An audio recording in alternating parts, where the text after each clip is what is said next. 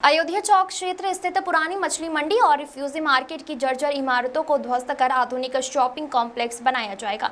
बुधवार को इन इमारतों का ध्वस्तीकरण कार्य शुरू किया गया, जिसको लेकर नगर विधायक वेद प्रकाश गुप्ता मौके पर पहुंचे और प्रभावित लोगों से मुलाकात कर उनकी समस्याएं सुनी। विधायक वेद प्रकाश गुप्ता ने कहा कि सरकार की प्राथमिकता है कि किसी भी गरीब या व्यवसायी को नुकसान ना हो। उन्होंने बताया कि जिन लोगों के मकान गिराए जा रहे हैं उन्हें प्रधानमंत्री आवास योजना के तहत आवास दिया जाएगा और अस्थायी रहने की व्यवस्था भी सुनिश्चित की जाएगी। वहीं जिन दुकानदारों की दुकानें हटाई जा रही है उन्हें नए शॉपिंग कॉम्प्लेक्स में दुकानें आवंटित की जाएगी। उन्होंने कहा कि इस परियोजना को उद्देश्य क्षेत्र का सौंदर्यीकरण और व्यवस्थित व्यापारिक वातावरण तैयार करना है, लेकिन इसके साथ ही हम यह सुनिश्चित करेंगे कि किसी का रोजगार या निवास प्रभावित ना हो, सबको उनका हक और सम्मान मिलेगा। वहीं दूसरी ओर प्रभावित लोगों का दावा है कि प्रशासन द्वारा उन्हें कोई नोटिस नहीं दिया गया है, किंतु पुश्तों से यहाँ निवास कर रहे हैं।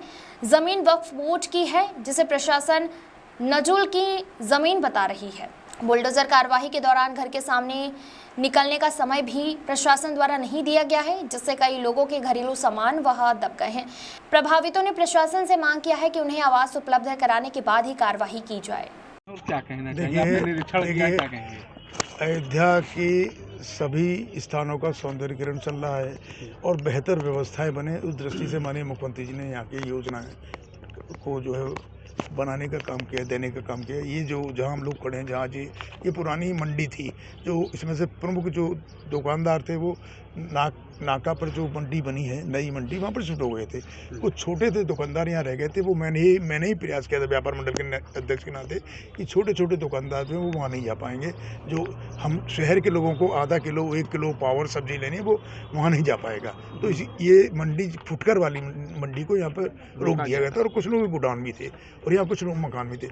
अभी जब योजना बनी है, विकास प्राधिकरण ने बनाया था, तो मैंने कमिश्नर साहब से बात की थी और मैंने ये कहा था कि पहले एक बार मैं चल के देखना चाहता हूँ आप करना क्या चाहते हैं। सेंक्शन होकर आ गया था प्रोजेक्ट, तो मैं आज से 1-1.5 महीने पहले कमिश्नर, डीएम सभी अधिकारियों के साथ यहाँ आया था और पूरा घूमा था। मैंने उनसे पूछा था कैसे कैसे क्या। तो यहाँ पर जो मकान हैं उनकी भी लिस्ट बन गई, जो यहाँ पर दुकान है या जो सड़क पर पटरी पर बेच रहे हैं उनकी भी लिस्ट बन गई। वो सब लिस्टिंग करा दी गई जो व्यापारी यहाँ मौजूदा में काम कर रहे हैं या जिनके मकान हैं।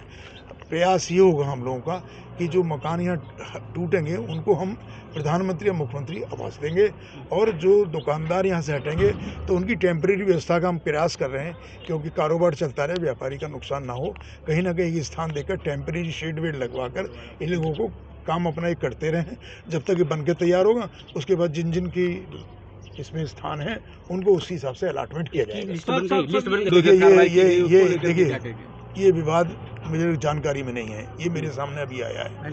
एक साथी हमारे आए हैं, वो उन्होंने बताया, ये हम बात करेंगे। लेकिन अभी ये तो ऐसा है ना कि कोई यहाँ पर हम कोई चीज़ बनाने नहीं जा रहे, हम इसका सौंदर्यीकरण कर रहे हैं, इसकी व्यवस्था ठीक बना रहे हैं। यहाँ गंदगी का अंबार था, यहाँ पर मैं तो रोज़ाना 40 साल से सब्जी लेने आता हूँ खुद अपने हाथ से, तो मुझे कभी कभी कष्ट होता था, इतनी बदबू, इतना गंदगी।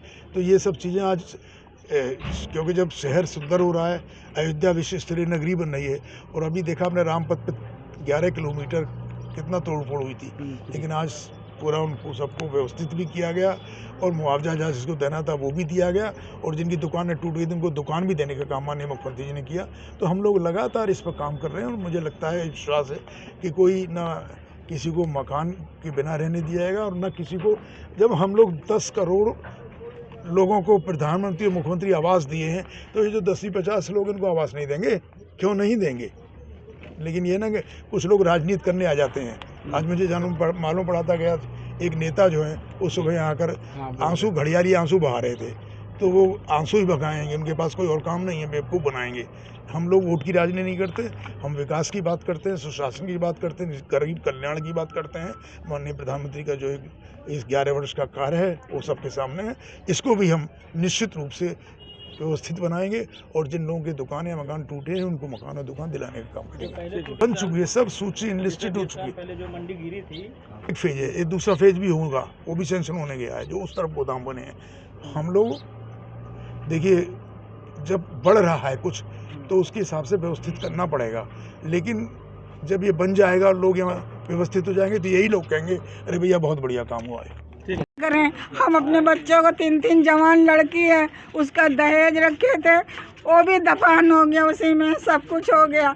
अब बताइए, हमारा एक कमाई 3 लड़के मेरे हैं, 2 लड़कों की हमारी शादी हो गई, एक लड़का कमा रहा है, हम किराया देंगे कि हम अपने बच्चों को पालेंगे कि हम अपनी बच्ची की शादी करेंगे? पहले बताइए, अब हम क्या करें बताओ भैया। अब हम ये चाह रहे हैं कि हमको आप कोई मकान दीजिए, ऐसी जगह दीजिए जहाँ पर हमारे बच्चे सुरक्षित रहें, अच्छे माहौल में पलें, बस यही चाह रहे हैं। ना तो हमारे पास हमारा सामान, यहाँ तक कि हमको टाइम नहीं दिया गया, 1 घंटे का टाइम नहीं दिया गया कि हम लोग सामान उसके अंदर से निकाल लेते। लेकिन कहना ये उन लोगों से पूछा गया था तो वो लोग बोले थे सिर्फ निशान लगा है, आप लोग टेंशन फ्री रहो, आप लोग टेंशन फ्री रहो, आप लोगों को कोई टेंशन नहीं है। तो कम से कम हमें मोहलत तो दी जाती। जी जी जी पूछा गया था तो वो बोले कोई बात नहीं है, आप लोग परेशान ना हो, वो ऐसे निशान लग रहा है। तो बताइए हम लोग अब बतलाए क्या कर समझते हैं हम लोग। अब कल तो अचानक में बुलडोजर एक आगे से एक पीछे से चलाया गया हम लोगों पर। अगर हम लोग न भागते तो सामान की तरह हम भी लोग दफन हो जाते उसी में, बच्चे पिस जाते, हम लोग। अब बताइए क्या करें। अब कल मीडिया आई थी, मीडिया से हम लोगों ने बात किया, न पेपर में दिया गया न मोबाइल में दिया गया। हम लोगों को बेवकूफ़ बना रखा है, हम लोग बेवकूफ़ हैं। या तो हमको ऐसी जगह पर कानूनी दिया जाए जहाँ पर हमारे घर के बच्चे कायदे करीने से रह सके। जवान जवान लड़कियाँ हैं, छोटे छोटे बच्चे हैं, हम कहाँ जाएं लेकर के। घर है यहाँ पर 24 घर हैं। 24 है, नहीं 24 है। आप लोग चाहती क्या? हम लोग ये चाह रहे हैं कि हम लोगों को कायदे करीने की जगह पर कॉलोनी दी जाए जो हमारे बच्चे सेफ रह सकें। उधर का तोड़ा नहीं गया, इधर ही का तोड़ा। हिसाब से तो कानून में, मगर मेरे विधायक जी क्योंकि क्षेत्र के मूल बुलंदशहर खुर्जा के, तो विधायक जी ने कहा मस्जिद या उसको मैं वफ़ की बात डीएम पे रखूँगा और शासन में। मैंने बताया वफ़ तो क्योंकि मैं खुद पूर्व अध्यक्ष अल्पसंख्यक मोर्चे और राष्ट्रीय रहा हूँ, उपाध्यक्ष बीजेपी कल्याण सिंह के, तो उस नाते मैंने बाबूजी से रिक्वेस्ट की और मैंने ही फोन तो उन्हीं ने माना है कि हाँ। मैंने कहा ये अगर मस्जिद टूट गई तो ईरान नाराज़ हो जाएगा तमाम, क्योंकि वर्ल्ड फेमस जगह है। तो उस बात को मैंने रखा, माना। और यह नज़ूल या वो एक आधे से ख़त्म हो चुका है। विधायक जी क्योंकि मेरे बड़े भाई हैं, नॉलेज नहीं है, मैं उनको कॉपी समा दूंगा। नज़ूल लफ्ज़ है ही नहीं आपके अयोध्या जनपद के अंदर। वो होता है केयर टेकर मालिक, वो आपको मैं बता चुका हूँ पहले भी। केयर टेकर देखभाल करने मालिक नहीं हो सकता। जैसे हम किसी मंदिर की सेवा करें तो हम सेवादार हैं, मालिक नहीं हो सकते। किसी मस्जिद के मुतवल्ली हैं तो हम मालिक नहीं हो सकते। तो उसको मैंने रखा, उन्होंने कहा मैं बात तो राजू भैया भी आज इसी में आए थे, मैं उन्हीं के साथ आया था तब विधायक जी वहाँ। तो मैंने इसीलिए आप लोगों से बात रखी है कि जो कुछ प्रशासन कर रहा है वो गुमराह कर रहा है। वफ़ सुप्रीम कोर्ट के स्टे की अवहेलना, तो बाबूजी से मैंने बात रखी विधायक जी से अपने, तो उन्हीं को मैंने बताया कि बेइज्जती होगी तो हमको झेलना पड़ेगा कोर्ट में, क्योंकि वकील के उन्हीं ने उस बात को माना कि आप की बात मैं रखूंगा शासन पर कि मैं इसको नहीं टूटने दूंगा। मैंने कहा ईरान का मामला, ईरान पेपर है मेरे पास, चांद साहब हैं, सारे पेपर हैं, वफ़ में दर्ज है। और सिटी मजिस्ट्रेट एस प्रभारी मेरे पास 2011 का आदेश है कि वफ़ संपत्ति है। या तो आज का आदेश गलत है या पिछला, ये तो डीएम साहब सोचें कि उनका पुराना, या डीएम साहब नए हैं तो ज्ञान नहीं है। भाई अगर कोई वफ़ से आपने लिखा कि ये वफ़ सब्ज़ी मंडी है तो वो चांद साहब से पेपर अभी मैं दिलाई दे रहा हूँ, उसको ले लीजिए, उससे आपको पता चल जाएगा क्या है क्या नहीं है जो चीज़। और फिर सुप्रीम कोर्ट के आदेश की समय वफ़ संपत्ति से मतलब अगर कोई तोड़ फोड़ है तो हल्ला, मैं चीफ जस्टिस ऑफ इंडिया से रिक्वेस्ट करूँगा कि वे स्वयं संज्ञान ले कि वफ़ की संपत्तियों में क्या हो रहा है। गुड नेम बताना। मैं सैयद हाशिम अली, यहीं का मूल निवासी हूँ, अयोध्या का। बात इतनी है।